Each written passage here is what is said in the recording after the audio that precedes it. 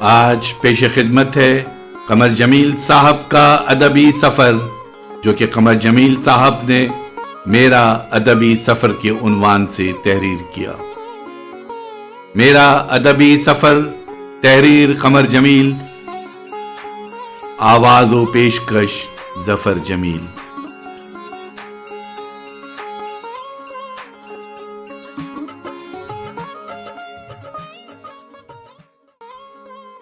پاکستان آنے کے بعد میرے رجحانات پر جدیدیت کا غلبہ ہو گیا۔ مجھے ہیڈگر کی فکر نے متاثر کیا۔ میں سارتر اور کافکا کی تحریروں سے بھی بہت متاثر ہوا، لیکن جدید فکر کے اس غلبے کے ساتھ ہی ساتھ مجھ پر یہ حقیقت منکشف ہوئی کہ شاعری، مصوری اور موسیقی کی طرح ایک خود مختار تخلیقی عمل کا نام ہے۔ شاعری نثر میں بھی ہو سکتی ہے اور بحروں میں بھی، اور جیسے ہی میری کچھ نثری نظمیں میرے گھر پر پروفیسر ممتاز حسین صاحب نے سنی، انہوں نے شہر میں نثری نظموں کے خلاف اپنے خیالات کا اظہار شروع کر دیا۔ وہ تو خیر بہت بڑے نقاد اور ہم سب لوگ ان کی عزت بھی کرتے ہیں، لیکن مشکل یہ ہوئی کہ ادب لطیف میں میری ایک نظم مہندی کا انٹرویو شائع ہوئی۔ یہ نظم زہرا فوطہ کے سلسلے میں لکھی گئی تھی۔ یوں تو یہ ساری نظم بحر میں تھی، لیکن جانے کیوں شہر والوں نے اسے نثری نظم سمجھا، اور سلیم احمد صاحب مرحوم کے گھر پر میرے خلاف، بلکہ خاص طور سے نثری نظموں کے خلاف مجمع لگنے لگا۔ چنانچہ رات گئے نثری نظم پر وہاں بحث مباحثے ہوتے رہتے تھے۔ سلیم احمد صاحب نے یہ صورتحال مجھے بتائی، پھر کافی ہاؤس میں ان بحثوں کا سلسلہ جاری ہو گیا۔ میری نثری نظموں کا سلسلہ جاری تھا۔ میں جس کاپی پر نثری نظمیں لکھتا تھا، وہ کاپی نئی نسل کے شاعر بڑی دلچسپی سے پڑھتے تھے اور نثری نظم پر میری پرجوش گفتگو بھی سنتے تھے اور متاثر ہوتے تھے۔ ضمیر علی بدایونی شروع ہی سے ذہنی طور پر نثری نظم کی تائید میں تھے۔ پھر ہمارے ساتھ رئیس فروغ بھی شامل ہو گئے۔ اس کے علاوہ طلعت حسین بھی نثری نظم لکھنے لگے۔ ان دنوں فنون میں میرا ایک مضمون شائع ہوا تھا، جدید شاعری، نئی سچویشن۔ اس مضمون سے انور حسن رائے بہت متاثر ہوئے تھے۔ انور حسن رائے کے ساتھ عذرا عباس، فاطمہ حسن اور سیما خان اورکزئی بھی نثری نظم کے قافلے میں شامل ہو گئیں۔ ثروت حسین اس زمانے میں پاکستان میں نئی نسل کے سب سے اچھے شاعر سمجھے جاتے تھے، وہ بھی نثری نظم لکھنے لگے۔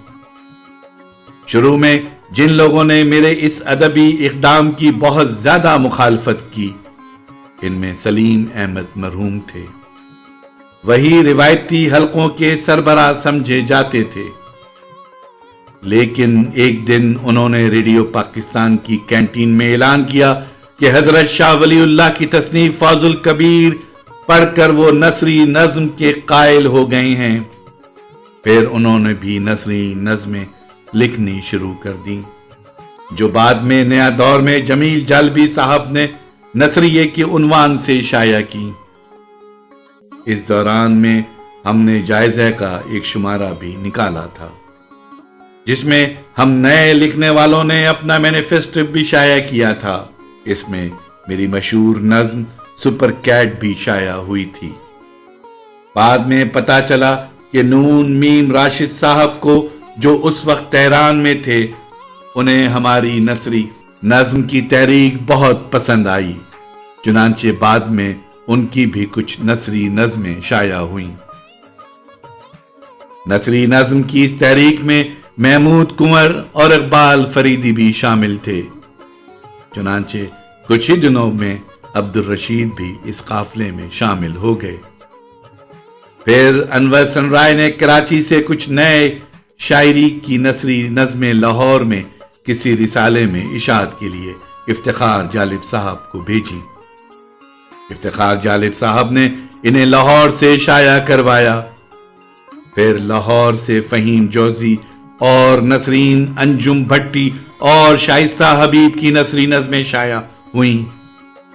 اس طرح ہماری یہ ادبی تحریک لاہور پہنچ گئی اور پھر سارے پاکستان میں اسے فروغ حاصل ہوا. لیکن میرے ادبی سفر میں جو زمانہ نثری نظم کی حمایت میں گزرا بہت پرجوش، بہت دلکش تھا. روایت، کلیشیے اور موسیقیت کو چند بہروں تک محدود کر دینے سے میرے اندر بڑی شدت پیدا ہو گئی تھی. عجیب بات یہ ہے کہ میرے ادبی سفر کا آغاز عید کے جشن جوش ملی آبادی کی شاعری سے ہوا تھا اور پھر مجھ پر راشد اور میرا جی کی شاعری نے اپنا جادو کیا. میرا جی کی کتاب مشرق و مغرب کے نغمے مجھے بہت پسند آئی، لیکن فرانسیسی ادب کے انگریزی ترجموں نے باڈلیر، رامبو، ملارمے اور دوسرے شاعروں کا دل پر گہرا اثر کیا اور یوں بھی فرائیڈ اور مارکس سے نکل کر روحانیت کی طرف آ گیا تھا. کچھ مکاشفات نے مجھے نہ صرف خدا کا قائل کر دیا تھا بلکہ میں تصوف کا بھی حد سے زیادہ دلدادہ ہو گیا تھا. چنانچہ عوارف المعارف کے علاوہ رسالہ قشریہ اور پھر داتا گنج رحمت اللہ علیہ کی تصنیف کشف المعجوب کا بہت اثر ہوا اور ابن العربی کی فصوص الحکم کا مطالعہ بار بار کرنے کو جی چاہتا تھا. اس کی تھوڑی سی تفہیم حضرت ذہین شاہ تاجی کی شرح، مولانا عبد القدیر حسرت کے ترجمے اور تشریح کے ذریعے حاصل ہوئی. ویسے شجرۃ الکون کے مطالعے سے بھی حضرت ابن العربی کو سمجھنے میں مدد ملی. مغربی فلسفے کا تو مطالعہ ہم کرتے ہی رہتے تھے، چنانچہ ہیگل کی جمالیات کا ترجمہ اس وقت جاری ہے. ہندو فلسفے کو سمجھنے میں شیف موہن لال ماتھر کی تصانیف سے بہت مدد ملی. شواں اور اینیگونو اور آئنسپنسکی کے مطالعے سے مذہب کی عظمت اور آفاقیت سمجھ میں آئی. چنانچہ شاعری میں سمبلزم کی اہمیت بھی اب زیادہ واضح ہو گئی. تنقید کے مطالعے سے شاعری میں تشبیہ، استعارے، سمبل کے ساتھ ساتھ داخلیت کی اہمیت بھی واضح ہوئی. چنانچہ ہمارا جو ادبی سفر شاعری میں عید کی خوشیوں سے شروع ہوا تھا اور جوش ملی آبادی کی شاعری کی نیچر پرستی اور جوش و خروش سے جو دلچسپی پیدا ہوئی تھی، وہ آخر کار انسان کی داخلیت کی اہمیت، کائنات کی پر اسراریت اور مظاہر کے پس پردہ جو حقیقت کار فرما ہیں ان کے احساس نے جگہ لے لی. یہ سارا ادبی سفر جذباتیت سے شروع ہوا اور ویژن کے اصول کی طرف جاری ہے. اپنے عہد کے شعور اور فکر کے ساتھ کوئی ویژن بنانا آسان کام نہیں ہے. میں نے اس ادبی سفر میں اظہار کے بہت تجربے کیے. نظمیں لکھیں، آزاد نظمیں لکھیں، 3 مصروں کی نظمیں لکھیں، نثری نظمیں لکھیں، یہاں تک کہ مصوری بھی کی، اس لیے کہ میں اپنے احساسات کے اظہار کا فنی سلیقہ حاصل کر سکوں. غزلیں بھی لکھیں. آپ کو سن کر حیرت ہوگی کہ بچپن میں دلی کے ایک رسالہ جامعہ میں میری ایک ربائی بھی شائع ہوئی تھی. بہرحال میرے اس طویل ادبی سفر میں جو لوگ میرے بہت قریب رہے ان میں سعید رضی، سلیم احمد، شمیم احمد، محب عارفی، محبوب خزاں، ضمیر علی بدایونی، رئیس فروغ، طلعت حسین، انور چنرائے، محمود کنور، اقبال فریدی، عذرا عباس، فاطمہ حسن اور ثروت حسین. محب عارفی اور محبوب خزاں کے ساتھ تو میرا پہلا شعری مجموعہ 3 کتابیں کا ایک حصہ بن کر شائع ہوا تھا. قمر جمیل.